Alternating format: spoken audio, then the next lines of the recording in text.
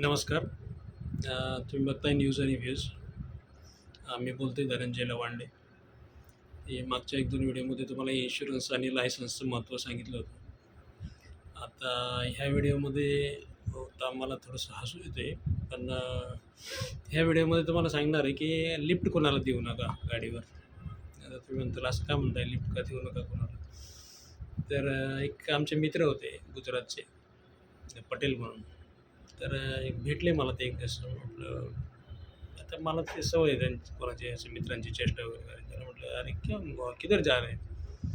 आज क्या प्रोग्राम है?" बोले, "नहीं आज केस है क्या त्याला म्हणतात तारीख है आज, तर वो उधर जाना है मुझे कोर्ट में."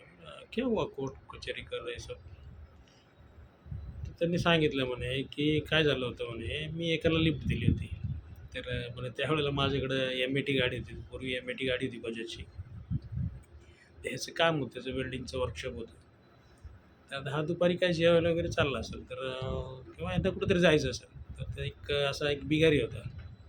तर तो भिकारी म्हटला, "आप किधर जा रहे हो?" बोले, "ये साइड पे जा रहे हैं." "चलो मुझे भी लिफ्ट दे दो, मुझे भी जाना है वहाँ पे." तर आता ह्याला वाटलं आता आपली गाडी चाललेली आहे. मग आता जरा आपण ह्याच्यावर थोडेसे उपकार करू आणि मग त्याने त्या एम-ए-टीवर त्याला पाठीमागं बसवलं आणि पुढं गेल्यावर झाला ॲक्सिडेंट. आता ॲक्सिडेंट झाला. त्या ॲक्सिडेंटमध्ये जो मागचा बसलेला होता ना, तर त्याचा मोडला पाय. ते मांडी का काय त्याला खूप मोडला काय तेवढी डिटेल मला त्याने सांगितलं नाही. तर ह्याने लिफ्ट दिली एक कोणाला तरी मदत करावी म्हणून आणि तो मागचा माणूस तो इंज्युअर्ड झाला ॲक्सिडेंटमध्ये. मग त्या माणसाने नंतर ज्याने लिफ्ट दिली त्याच्यावर केस केली, की बा ह्यांच्या गाडीमुळं माझ्या ह्याची मांडी मोडलेली आहे. तर मला ह्यांनी नुकसान भरपाई काय असेल ते 2,00,000 4,00,000 रुपये द्यावे. मग आता तुम्हीच मला सांगा, की लिफ्ट दिलेलं कितीला पडलं? जो मानसिक त्रास होतो, कोर्टात जायचं, वकिलाची फी, बाकीच्या 12 भानगडी. म्हणून नाही चांगलं होऊ नका, खूप प्रामाणिक आणि दुसऱ्यावर परोपकार करणारे होऊ नका. तुम्ही ज्या माणसाला लिफ्ट देताय तो समजा आता आपण बरेचसे व्हिडिओ क्लिप्स बघतो, की एका माणूस स्कूटरवर लिफ्ट देतो. पुढे गेली की तो कुठेतरी साईडला थांबतो. असं समजा लघवीला थांबतात किंवा बाकीच्या काही गोष्टीला थांबतात आणि ज्याला लिफ्ट दिली तो गाडी घेऊन पळून जातो. तर आता कसं चाललंय, की हे जग उलटं आहे. तुम्ही एखाद्यावर समजा उपकार करायला गेले तर तो बरोबर तुम्हाला कामच दाखवणार. त्यामुळे कोणाला उपकार करायच्या भानगडीत पडू नका. कोणाला उसने पैसे तर अजिबात देऊ नका. माझे पण थोडेफार पैसे अडकलेले आहेत. तर मित्र म्हणून आपण थोडी मदत करायला जातो आणि मग मित्र आपले पैसे बुडवतो आणि आपल्याला ते पैसे असतात समजा 2,000, 4,000, 10,000 आणि मानसिक त्रास होतो 2,00,000चा आणि 10,00,000चा आणि 20,00,000चा किंवा ह्या माणसाने आपल्याला फसवलं, आपण ऐन वेळेला मदत केली. उसने पैसेसुद्धा कोणाला देऊ नका. कोणाला राग आला तरी चालेल. तरी तुमच्याशी बोलणं बंद केलं तरी चालेल, काही फरक पडत नाही आहे.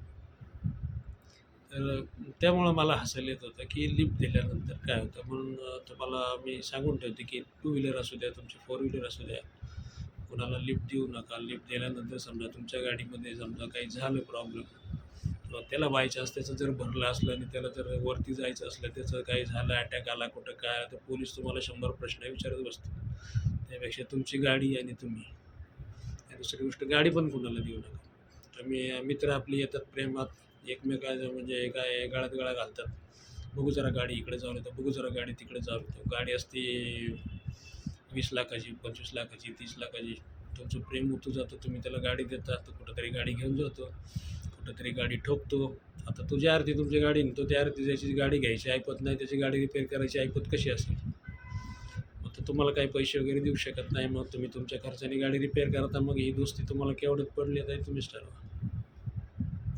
दोस्ती असावी, पण कुठं असावी, कशी असावी, त्याला काय लिमिट असावी, तर ह्याचे जे काही बंधन आहेत त्याचे मी जे सांगतो व्हिडिओमध्ये याचा विचार करा. बरेच लोक पस्तावलेली आहेत. तुम्ही पस्तावू नका, कोणाला लिफ्ट देऊ नका. कोणाचं भरत आलेलं असतं तुमच्या गाडीवर, तुम्ही मेला तर ती केस तुमच्यावर होऊ शकते. तर म्हणून मला हसायला येत होतं. तर तुम्ही पण काळजी घ्या. कुठल्या संकटामध्ये शेपूट अडकून घेऊ नका. आता आम्ही मजे-मजेने म्हणायचो, कोणी एखादं जर संकटात अडकलं तर उंदीर जसं शेपूट अडकून घेतो तसं माणूस पण शेपूट अडकून घेतो एखाद्या संकटामध्ये. म्हणून लिफ्ट वगैरे देऊ नका आणि गाडी पण कोणाला देऊ नका. तुमची गाडी दुसऱ्याला देणं म्हणजे तुमची बंदूक दुसऱ्याला देणं आहे. तुमची बंदुकीने तो कोणाला गोळी घालेल ते सांगता येत नाही. केस तुमच्यावर होईल. मित्र तुमचा दुसऱ्या दिवशी तुम्हाला राम-राम करील आणि तुम्ही कोर्टात हेलपाटे घालत बसाल. आता मी कोणाला कधी गाडी देत नाही. माझी गाडी मी स्वतःच चालवतो. खूप जर एखादा एक्सपर्ट ड्रायव्हर असेल तरच त्याला देतो.